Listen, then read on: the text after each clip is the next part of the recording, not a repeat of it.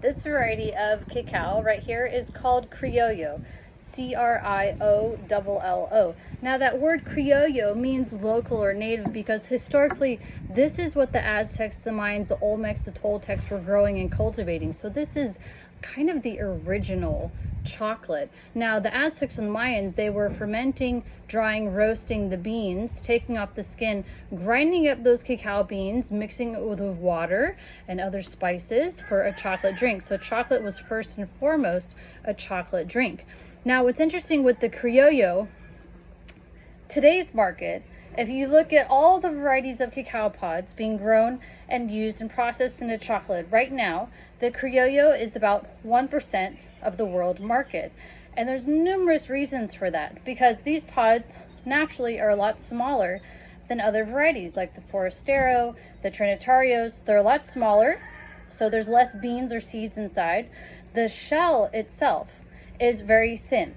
So this is a lot more susceptible to rats, monkeys, squirrels chewing through it to get the fruit versus other varieties that have much thicker pods and are a lot more work for a rat to chew through. Now this variety too, it's a lot more delicate, it's a lot more susceptible to diseases, and then finally when you process this into chocolate, it's not very chocolatey. It's comparable to a very light roast coffee. It's very much on the nutty side.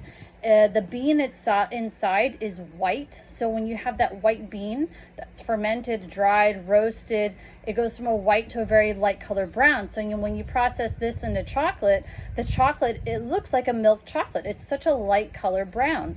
And with the lightness of the color comes the lightness of the flavor. It's very nutty, it's yeasty, it's kind of like toasty, like graham crackers, but it's not rich and chocolatey, which is what we're familiar with today because we're so used to having rich chocolatey varieties.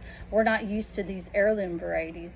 And so not to say that this is better than other varieties of chocolate, it's just that this is more of an heirloom cacao, and this is originally what was being cultivated and consumed back in the Aztec and Mayan days.